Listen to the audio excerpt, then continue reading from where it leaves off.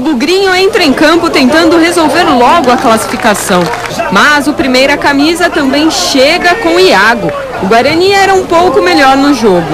Só que faltava alguém para completar os cruzamentos.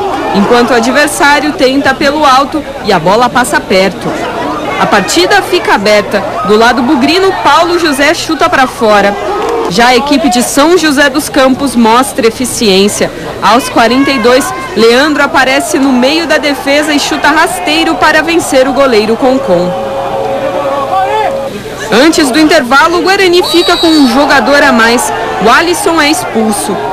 O segundo tempo começa com Marcos Vinícius perdendo a chance do empate. E o Guarani paga caro pela ineficiência. Logo aos 3 minutos, Douglas sobe sozinho e marca mais um.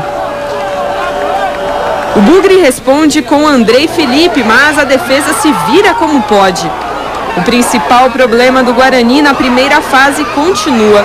O time desperdiça muitas chances. Depois, as duas equipes tentam nos chutes de fora da área. E é assim, em um chute de longe, que os alviverdes conseguem balançar as redes. Aos 21 minutos, Guilherme Silva marca um golaço. O gol anima o Guarani. E o empate não demora a sair. Aos 27, Amaury cruza da direita. E novamente Guilherme Silva, desta vez num chute de primeira, faz outro belo gol. Empate no placar e tudo indicava que a vaga seria decidida nos pênaltis.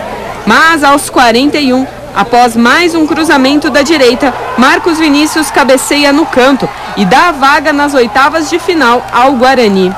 Fim de partida, Guarani 3, primeira camisa 2. Foi no sufoco, mas pelo jeito, a partir de agora, vai ser sempre assim. Na próxima fase, o Guarani terá pela frente o São Paulo, time que nas 4 partidas da Copinha venceu por goleada. É uma grande equipe, nós sabemos, mas nós vamos trabalhar pensando neles.